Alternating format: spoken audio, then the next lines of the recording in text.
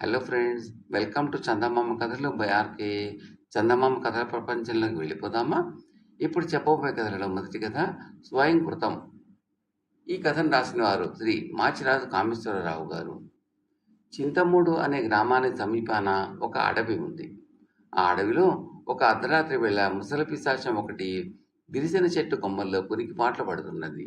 ఉన్నట్టుండి చెట్టు కింద ఏదో అలికిడి కావడంతో అది కళ్ళు తెరిచి చూసింది. యువకుడు ఒకడు పొదల మధ్యగా దారి వెతుక్కుంటూ చెట్టుకేసి వస్తున్నాడు. పిశాచానికి నిద్రాభంగం అయింది. దానికి అది కోపగించుకుంటూ, ఎవడ్రా వాడు? పిశాచాలకు ఆశ కొనుక్కు తీసేవేళ అడవిలో నీకేం పని? నాకు నిద్రాభంగం కలిగించినందుకు నిన్ను ప్రాణాలతో వదలను అన్నది. ఆ మాటలకు ఆ యువకుడు ఏమీ చెల్లించకుండా, నాకు కావాల్సిందే అది.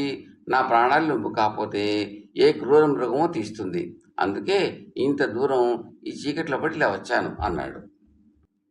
ఈ జవాబు విన్న పిశాచానికి అతని మీద జాలి కలిగింది. అది చెట్టు మీద నుంచి కిందకి దూకి, నీ వయసు నా వయసులో 1000వ వంతు కూడా ఉండదు.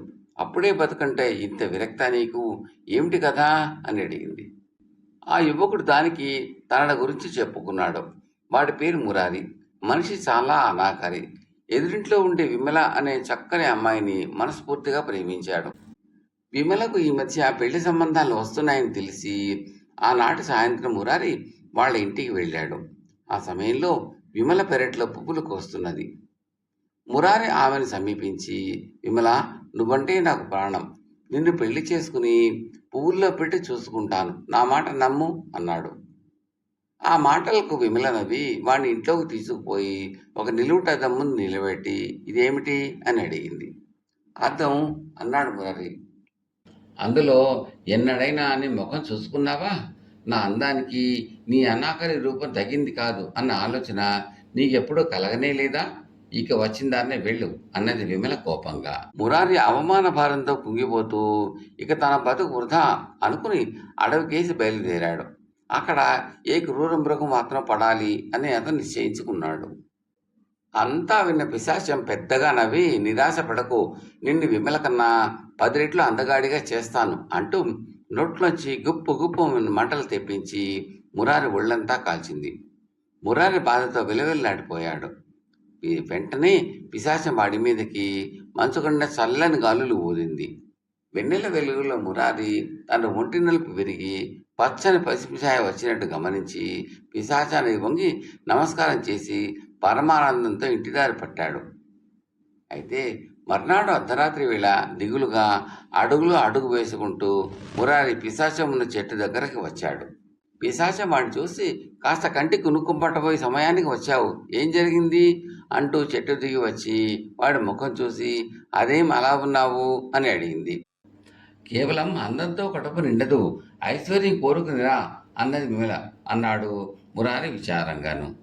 అంటే నా సంగతి విమలకు చెప్పావన్నమాట, అవునా అని అడిగింది పిశాచి. చెప్పకుండా ఎలా దాయటం? విమల దగ్గర నాకు దాపరికాలంటూ ఏమీ లేవు అన్నాడు మురారి. అలాగా, అయితే ఆ ఐశ్వర్యం ఏదో ఇప్పుడే ఇస్తాను, తీసుకుపోయి విమలను సంతోషపెట్టి పెళ్ళాడు అంటూ పిశాచి చెట్టు మీదకి పోయి ఒక పెద్ద సంచిడు బంగారు కాసులను కింద పడవేసింది. మురారి ఆ సంచి తీసుకుని పిశాచాన్ని కృతజ్ఞత చెప్పుకుని గ్రామానికి బయలుదేరాడు. 3వ నాటి రాత్రి దిగులు పడుతూ వస్తున్న మురారిని పిశాచం అంత దూరంలోనూ చూసి, ఒరే బాబు, విమలతో నీ పెళ్లి మాట ఏమో కానీ ఈ వయసులో నాకు నిద్ర సరిగా లేకుండా చేస్తున్నావు. మళ్ళీ ఏం ముంచుకొచ్చింది?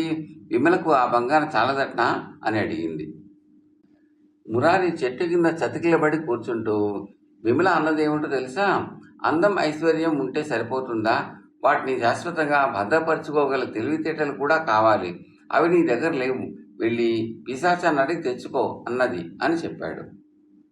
పాపం ఆ విమల చాలా తెలివి తక్కువది అంటూ పిశాచం పెద్దగా నవ్వి చెట్టు మీదకి పోయి కొమ్మలను గట్టిగా గలగలమంటూ ఊపింది. 1-2 క్షణాలు గడిచేలోపుగా మురారి చెట్ల ఆకులతో పూర్తిగా కప్పబడిపోయాడు. వాటిని దులుపుకుంటూ లేచి నిలబడి పిశాచంతో, నీ మేలు జన్మలో మరవను, ఇక వచ్చి నీకు నిద్రాభంగం కలిగించనులే అంటూ ఇంటిదారి పట్టాడు. ఇలా 10 రోజులు గడిచాక ఓ రోజు రాత్రి చెట్టుకేసి వస్తున్న మనిషిని చూస్తూనే పిశాచం, రా విమల రా, నువ్వు వస్తావని నాకు ముందే తెలుసు అన్నది. విమల కళ్ళనీళ్లతో నువ్వు ఏం మత్తు మందు చల్లావో కానీ మురారి పూర్తిగా మారిపోయాడు. ఈ మధ్య నన్ను పలకరించకపోగా నా ముఖం కేసే చూడటం మానేశాడు. రేపు పట్నం వెళ్ళి అక్కడ ఏదో వ్యాపారం ప్రారంభిస్తానని వాళ్ళతోనూ వీళ్ళతోనూ అంటున్నాడట. ఎలాగైనా నువ్వు మురారికి బుద్ధి చెప్పి మా పెళ్లి జరిగేలా చూడాలి అంటూ చేతులు జోడించింది. పిశాచం పక్కపక్కమంటూ నవ్వి, ఇప్పటి మురారి మునుపటి మురారి కాదు విమల. తనకి ఏది మేలో ఏది కీడో తెలుసుకోగల తెలివిమంతుడు.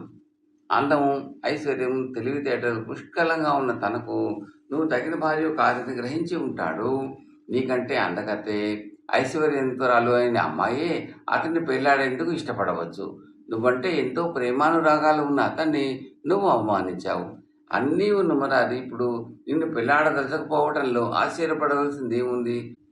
అంతా నీ కర్మ స్వయంకృతమోను, అవునా అని అడిగింది. పిశాచి మాటల్లో నిజాన్ని గుర్తించిన విమల తలదించుకుని తిరుగుదారి పట్టింది. కథ సమాప్తం.